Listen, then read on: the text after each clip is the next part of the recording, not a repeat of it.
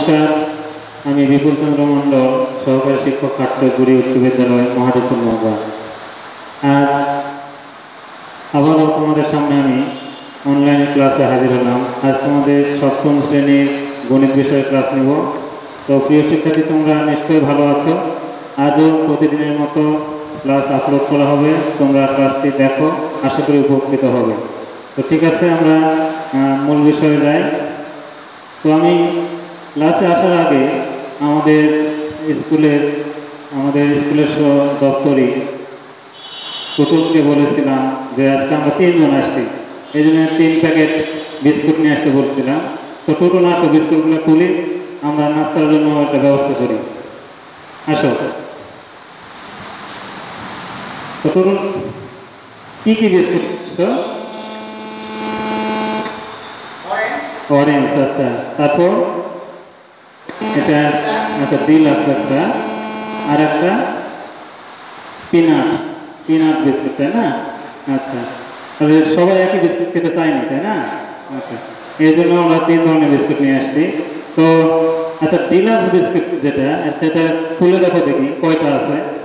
Deluxe biscuit আমি লিখি, deluxe কয়টা আছে একটু খুলে দেখো দেখি।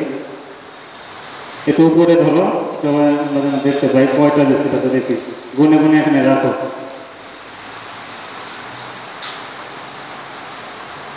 1 2 3 4 5 6। আচ্ছা, এটা 6টা পেলাম। এরপর পিনাটটা খুলো, আমি অরেঞ্জটা খুলি, দেখে আমরা গুনে দেখবো কোনটাতে কয়টা করে বিস্কিট আছে।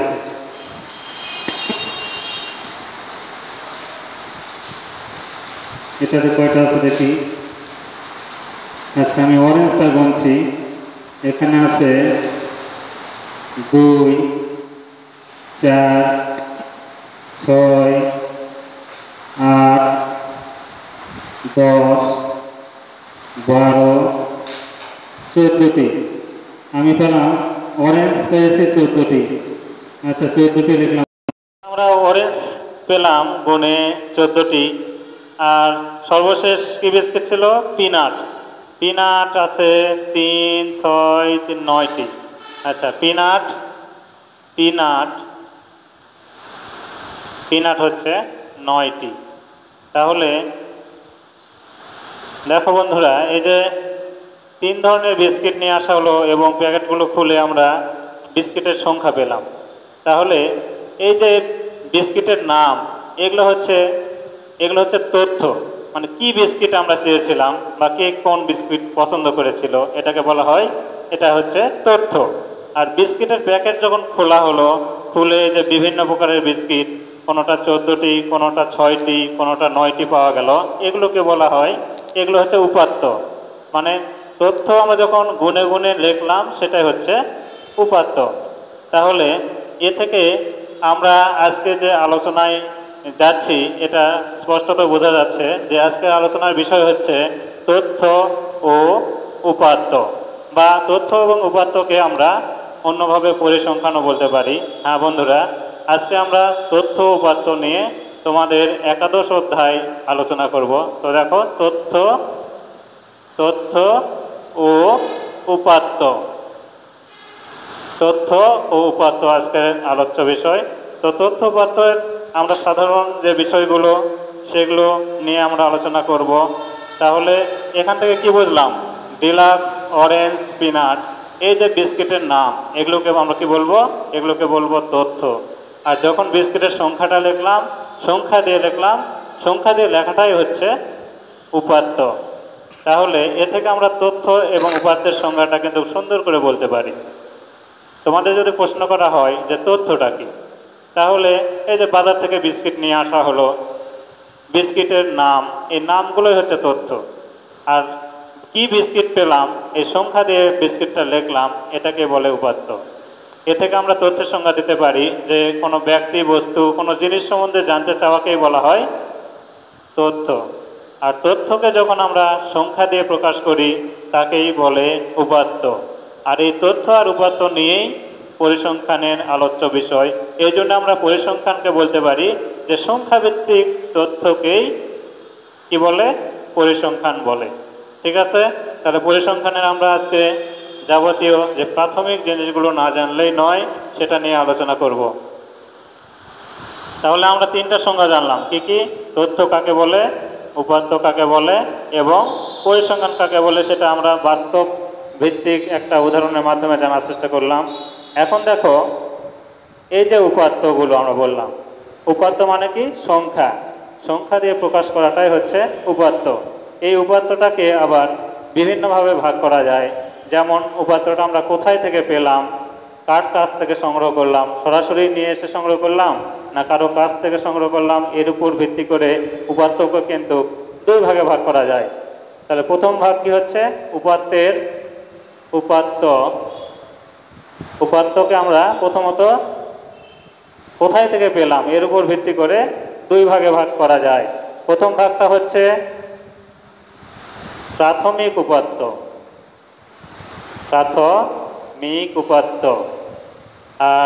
আর একটা হচ্ছে মাধ্যমিক উপাত্ত।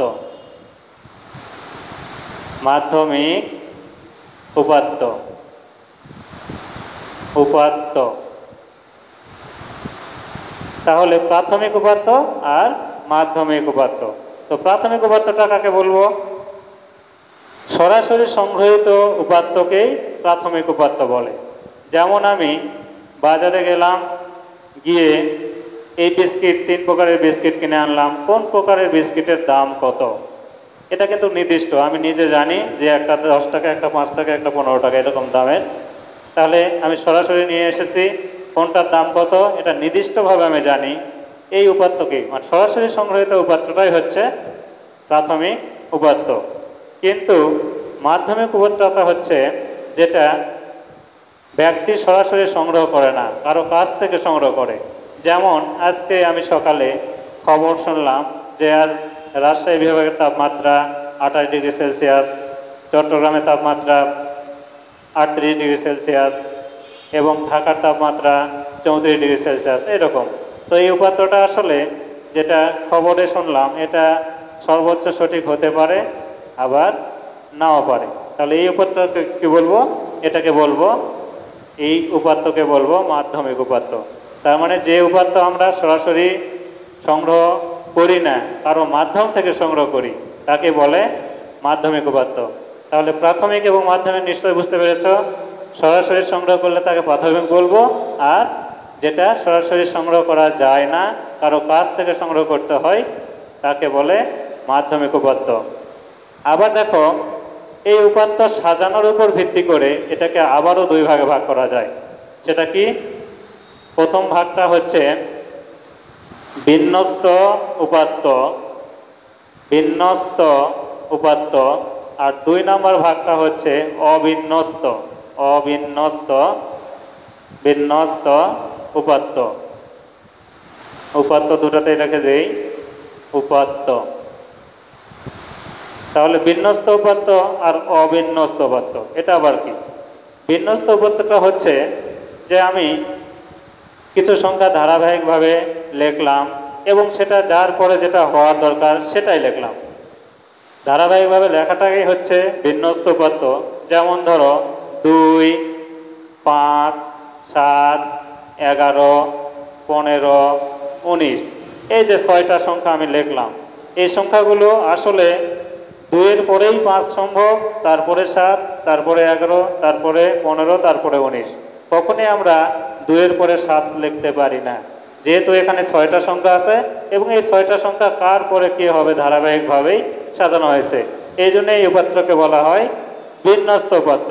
কিন্তু এই সংখ্যাগুলো যদি আমরা ওইভাবে না লিখে এইভাবে লিখতাম, প্রথমেই আছে 11, তারপরে আছে 5, তারপরে আছে 15, তারপরে 2 আছে, তারপর 19 আছে, তারপর ধরো 7 আছে, তাহলে ওই সংখ্যাগুলোই আছে কিন্তু কিভাবে আছে? এলোমেলোভাবে আছে।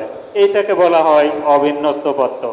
তাহলে আমরা উপাত্ত কাকে বলে সেটা জানলাম, উপাত্তকে কি কি ভাগে ভাগ করা যায় সেটাও জানলাম।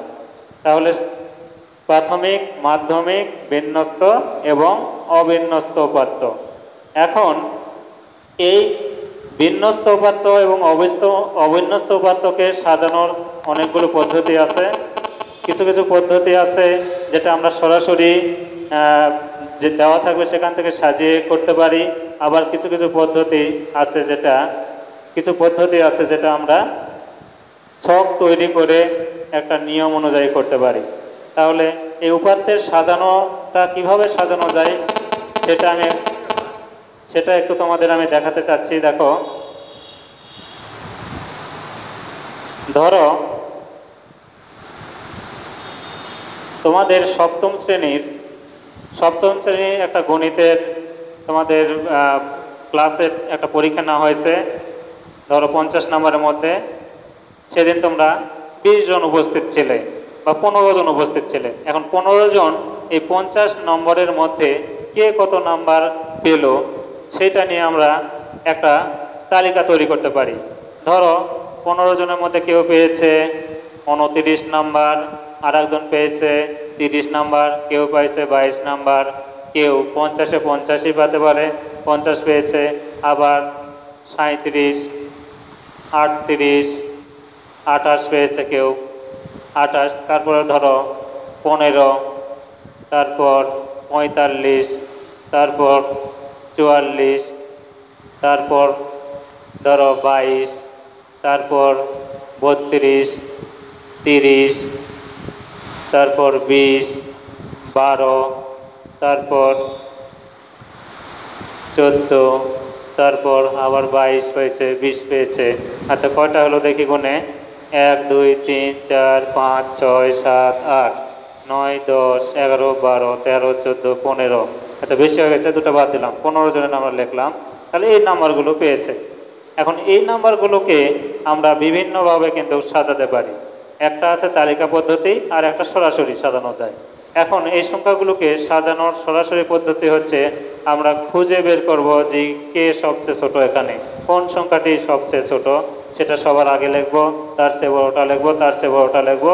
এইভাবে ধারাবাহিকভাবে লিখে যাওয়াটাকেই বলা হয় বিন্যস্ত করা। তাহলে এই অবিন্যস্ত উপাত্ত দেওয়া আছে, এটাকে আমরা ধারাবাহিকভাবে লিখে বিন্যস্ত করব। তাহলে এটাকে বিন্যস্ত। আর একটা পদ্ধতি হচ্ছে শ্রেণী তৈরি করে। তো শ্রেণী তৈরি করে এটা বেশি ইম্পর্টেন্ট, এটাই সাধারণত বোঝার দরকার আছে, তোমাদের এইটে গেলে এটা বেশি কাজে লাগবে। তো দেখো, শ্রেণী তৈরি করে করতে গেলে আমরা কি করব, এখানে খুঁজে বের করব এখানে সর্বোচ্চ সংখ্যা কত আছে। সর্বোচ্চ সংখ্যা লিখলে ভালো হবে। সর্বোচ্চ সংখ্যা এখানে আমরা খুঁজে বের করব 50। এবং সবচেয়ে ছোট কে আছে, সর্বনিম্ন বলা হয় এটাকে, সর্বনিম্ন সংখ্যা। তাহলে সর্বনিম্ন সংখ্যা এখানে 12-র চেয়ে ছোট মনে হয় কেউ নাই, 12। তাহলে 12টা লিখলাম, 12। এবং আমাদের পরিসর নির্ণয়ের একটা সূত্র আছে, অতএব পরিসর বলে লিখতে হয়,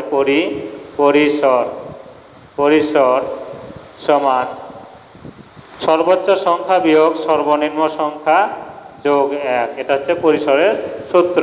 তাহলে সর্বোচ্চ সংখ্যা 50, সর্বনিম্ন 12, তার সাথে 1 যোগ।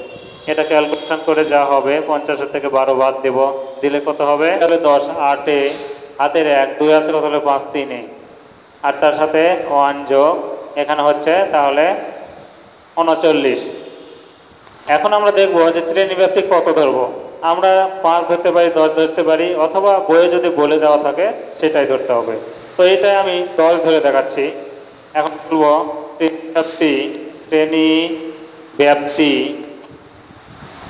শ্রেণীব্যাপ্তি 10 ধরে শ্রেণীর সংখ্যা।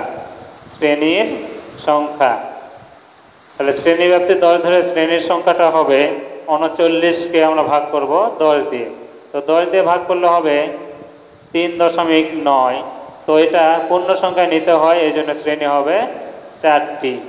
তাহলে এই 4টি শ্রেণী নিয়ে আমরা একটা সারণী তৈরি করতে পারি। সেই সারণী থেকে কিভাবে সাজানো যায় সেটা এখন আমরা দেখব। তাহলে ঠিক আছে, এটা মিশিয়ে দিলাম।